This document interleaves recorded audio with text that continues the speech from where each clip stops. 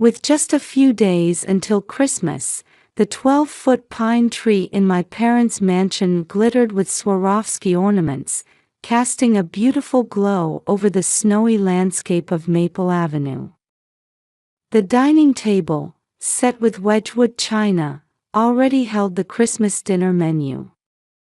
I'm Jennifer Miller, a real estate agent in Greenwich, living with my husband Michael and our 6-year-old son Tommy in a new residential area about 15 minutes from this affluent neighborhood. Michael earns around $70,000 as a middle manager at an IT company.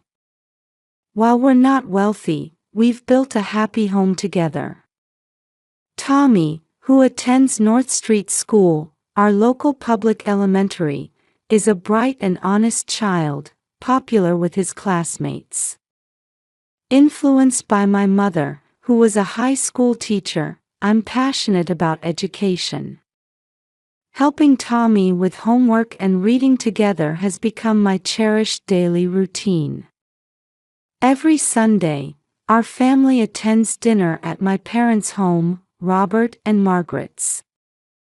My sister Elizabeth is married to a cardiac surgeon, my sister Catherine is a lawyer, and my youngest brother William is a university professor, all marriages my parents proudly consider suitable. My parents' white Victorian mansion, built in the 1920s, stands as a symbol of Greenwich's history and tradition. My father, a retired investment banker, and my mother, influential in Greenwich's social circles, maintain a facade of charitable work and are pillars of the First Presbyterian Church. We siblings share the responsibility of caring for our aging parents. Elizabeth manages priority appointments at Greenwich Hospital. I handle contracts and maintenance with Heritage Home Maintenance. Catherine provides legal counsel for wills and inheritance, and William manages the investment portfolio. But lately, Tommy has been reluctant to visit his grandparents.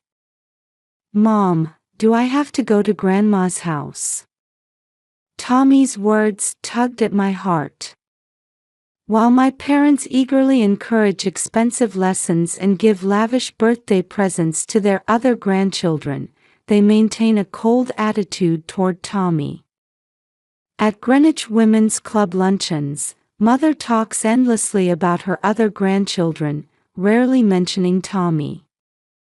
Our brick house may be modest compared to my parents' mansion, but this modern colonial home that Michael and I chose together is filled with the warmth of family life.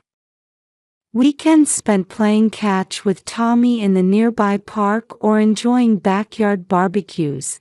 Can't my parents understand the joy in these simple pleasures?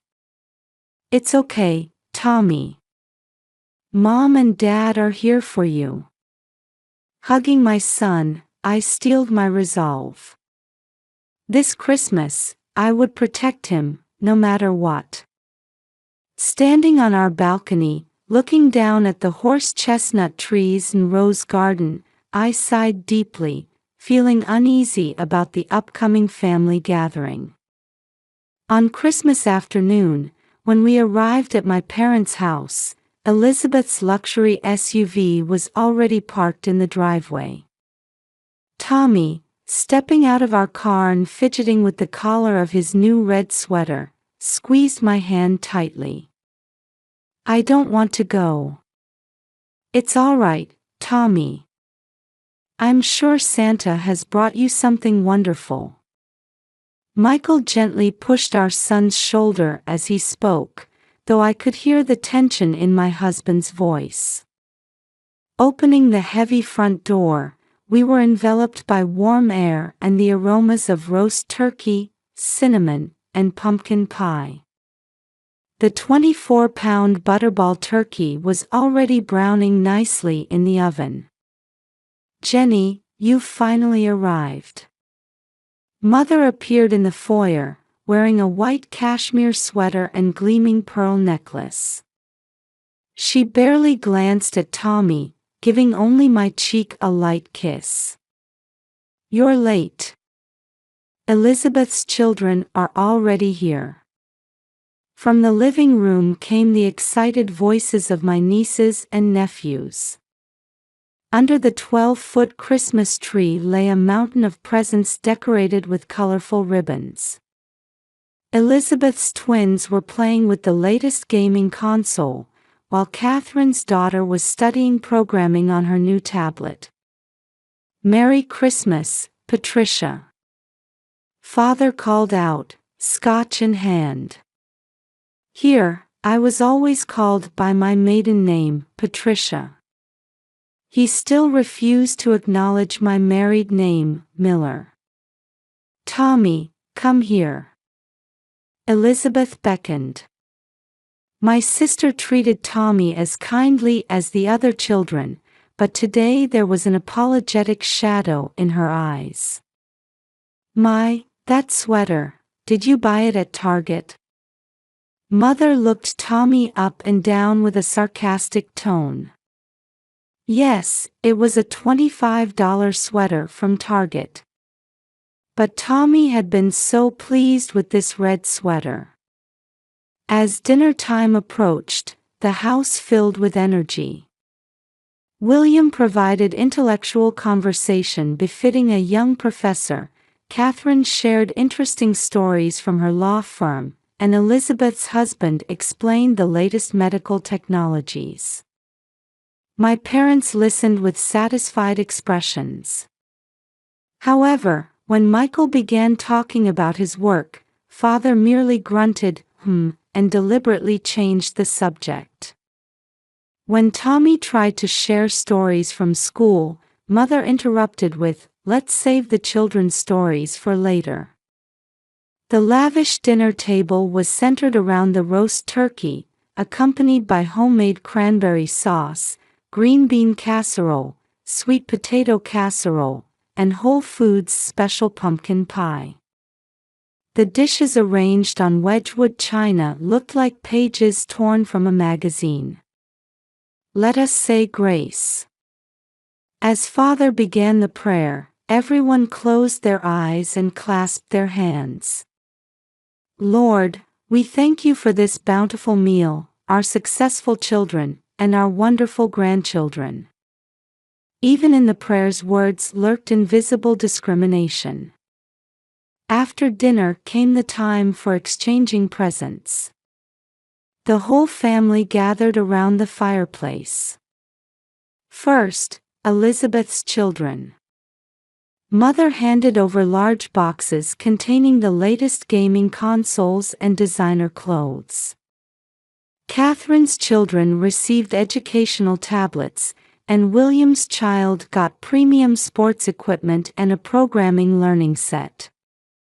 The children's excited voices filled the room. Finally, it was Tommy's turn. "Here, Tommy. Your turn." Mother held out a small box. Tommy, eyes shining with expectation, carefully unwrapped the paper. I watched, holding my breath. When he opened the box, it was empty. "He doesn't need anything." Mother smiled maliciously. The room's atmosphere froze. Large tears began rolling down Tommy's cheeks. I glared at Mother for a moment but said nothing. No words were necessary.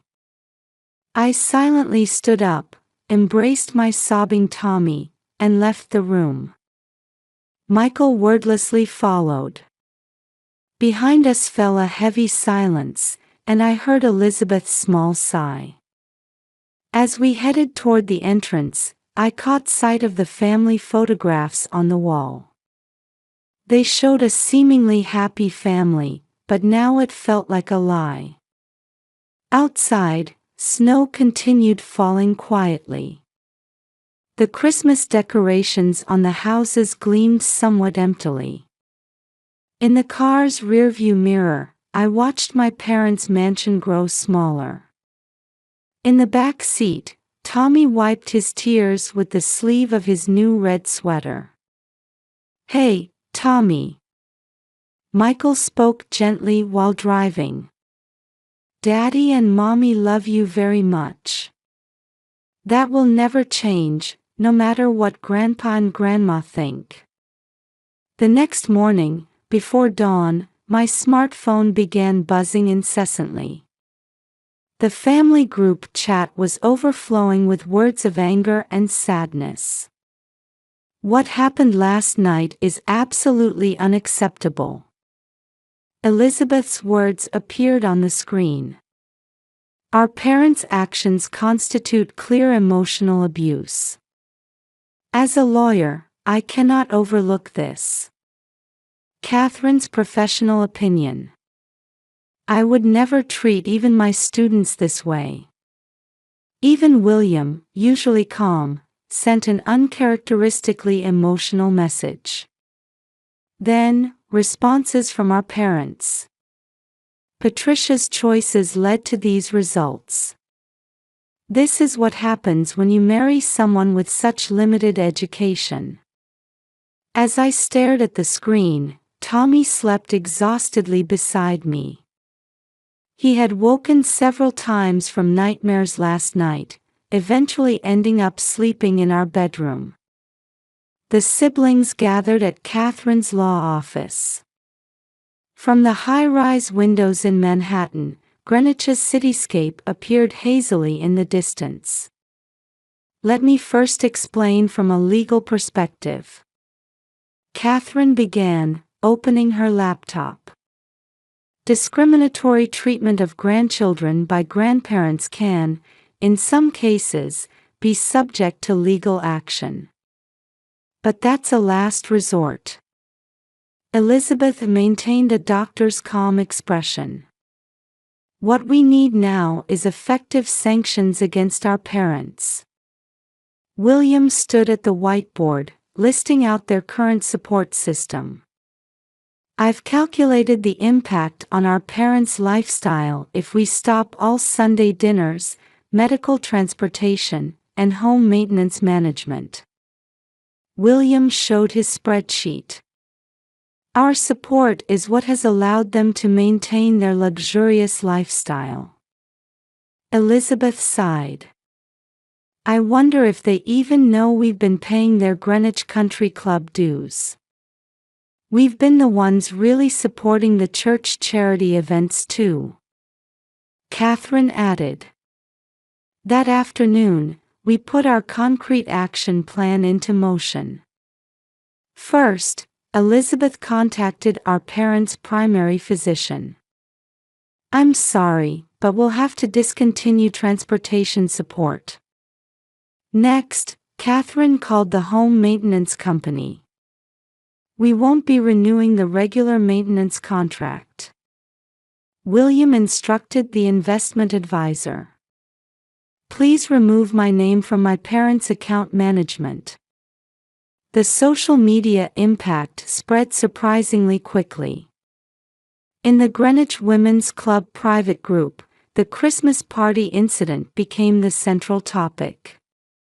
Longtime friends began cutting ties with Mother one after another. Changes were also evident in the church community, with our parents quietly being removed from charity event committees. Robert and Margaret seemed to have lost their way.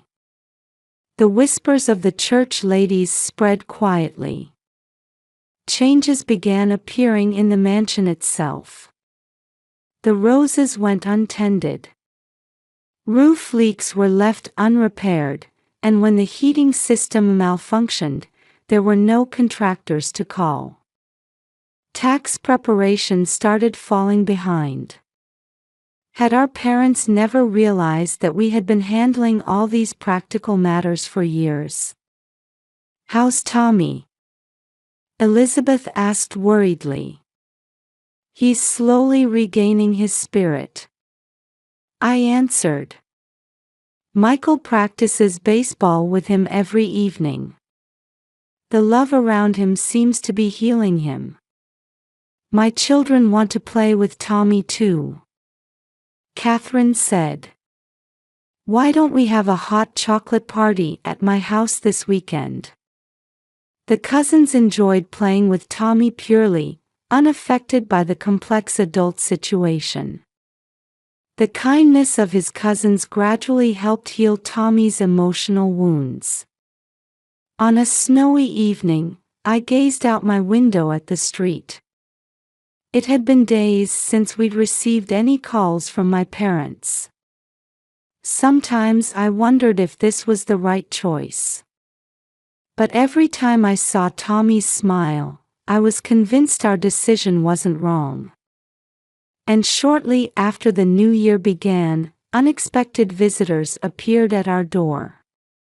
When I opened it, there stood my parents, looking unfamiliar. Mother's usually perfectly styled hair was disheveled, and father wore a worn cashmere sweater instead of his typical luxury suit. They both seemed to have aged rapidly in these 2 weeks. "Patricia, would you hear us out?" Mother's voice had lost its usual arrogance. I showed them into the living room, where Michael silently brought coffee. Tommy was playing in his room upstairs. The scent of breakfast toast still lingered in the house. Father spoke first. "The truth is, we're struggling to manage." From there, their predicament became clear. Their Greenwich hospital appointments were cancelled, preventing Father's regular checkups. Heritage home maintenance contract wasn't renewed, leaving house problems unattended. Tax preparations stalled, with late payment notices piling up. "But your pension." Mother broke down crying, interrupting my words. "It's not enough. We've been living beyond our means, keeping up appearances." Father pulled a bill from his wallet, a payment reminder from Greenwich Country Club. "Our friends have abandoned us, we've lost our place at church." Mother's makeup began to run. "Did you know?" Father quietly asked. "That we couldn't survive without your support?" "Yes, we knew," I answered. "But why Tommy?" At that moment, Mother's expression changed. It was a complex look mixing pride and regret. "I'll be honest." Mother began speaking, clutching her handkerchief with trembling hands. "I couldn't accept your marriage. A daughter of a prominent Greenwich family, marrying a mere IT manager. But Michael is a wonderful husband and father." I replied quietly but firmly. "Yes." Mother gazed out the window as she continued. "But I had my pride. My position in society, my reputation at church, the eyes of my friends. So Tommy." "Yes. That child was proof of the marriage that betrayed our expectations. Every week at family dinner, seeing him." Father interrupted. "No, Margaret. That's wrong." Mother turned in surprise at Father's unexpected words. "We were wrong. Our vanity and pride blinded us to what truly matters." Father's voice trembled. "We maintained our luxury lifestyle thanks to your support. And we repaid that kindness with cruelty." Mother remained silent, gripping her handkerchief tightly. "We apologize." Father bowed his head deeply. "To Tommy, and to your family." However, Mother's attitude remained somewhat different. "But our social standing." At that moment, we heard a small sound from upstairs. Tommy was sitting halfway up the stairs. How much of the conversation had he heard? "Grandma, why don't you like me?" Tommy's innocent question froze the atmosphere in the room. Mother stared at Tommy, speechless. For the first time, true regret appeared in her eyes. I don't deserve forgiveness." The mask Mother had worn for years seemed to fall away. "But if you'll allow me." Mother's voice broke. "Could we start over? As a real family?" I silently watched Tommy. Should we burden a 6-year-old heart with such weight? But in my son's eyes, I saw something that adults couldn't see. "Don't cry, Grandma." Tommy came down the stairs and approached Mother. "I have my red sweater. I'll let you borrow it." At those pure words, Mother's pride completely crumbled. Heedless of her running makeup, she began sobbing openly. Father silently stood and walked to the window. Outside, the New Year's snow continued falling quietly. "Would you give us a chance?" Father's voice quivered slightly. I exchanged glances with Michael, who gave a small nod. "But there are conditions." I faced my parents. "You must truly accept Tommy and our way of life. Not for appearances or social standing, but from your hearts." My parents nodded silently. Change wouldn't come overnight. But from this day, a new chapter in our family's story was beginning. 3 months have passed. My parents' house on Maple Avenue no longer maintains its former luxury. Their Greenwich Country Club membership has lapsed, and Mother's cherished Wedgwood china set has been put up for sale.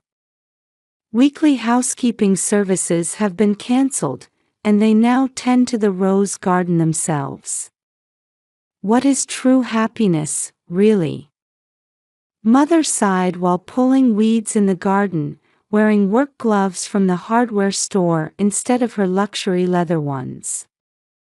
Father has set aside his pride as a retired investment banker and started volunteering as a bookkeeper at the local senior center. Though unpaid, his face shows more peace than before. Money and status weren't everything after all. Father murmured while playing catch with Tommy on weekends. Those words seemed to carry genuine regret and realization.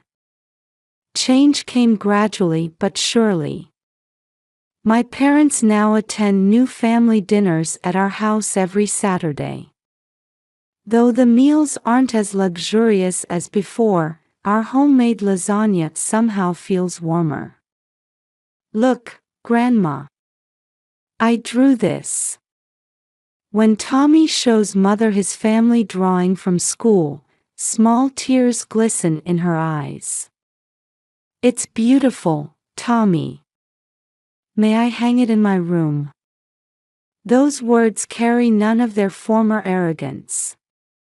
Elizabeth has resumed helping with medical appointments, Catherine has restarted legal consultations, and William assists with their now modest household finances. However, this time we who provide support have clear conditions. Love should be unconditional. Catherine declared at our siblings' meeting. But support needs conditions. A new support system was established to sustain our parents' retirement, this time with mutual responsibilities and promises documented in a notarized agreement. Of course, not everything has been smooth. Sometimes, Mother's old habits surface. When invited by former social circle friends, she's tempted to keep up appearances. But Father quietly reminds her. Margaret, remember what truly matters. At First Presbyterian Church, our parents have moved from their front row seats to sit in back as ordinary parishioners, seeking genuine prayer rather than superficial faith. We had strayed from God's teachings. Elizabeth witnessed father confessing to the pastor. After leaving the Greenwich Women's Club, mother joined a local book club instead. There, titles and appearances don't matter. Just people sharing their love of books. I never knew such warm connections existed.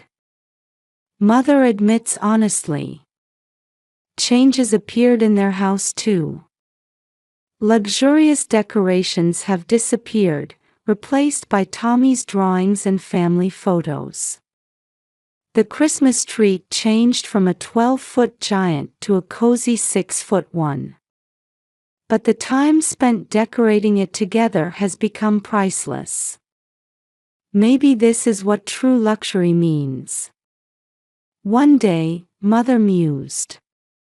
Financial worries about retirement haven't completely disappeared. But for the first time, our parents are facing reality and choosing to live an honest, modest life.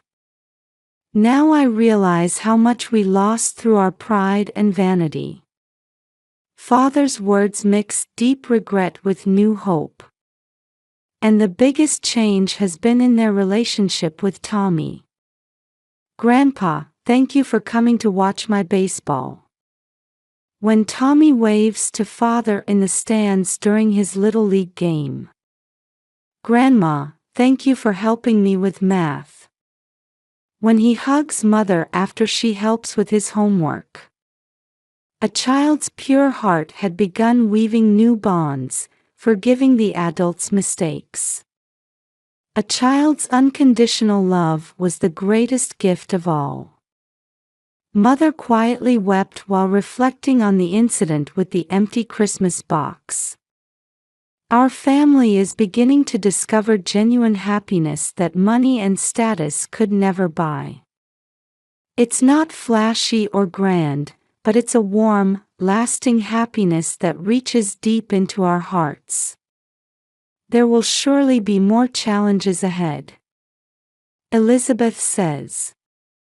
But now we understand. We know how precious true family bonds really are. Outside the window, spring sunlight streams down. New buds are beginning to sprout on the horse chestnut trees lining Maple Avenue. In the dappled sunlight, I can see Tommy helping his grandparents tend to the garden. The box that was once empty is now filled with precious memories and lessons learned.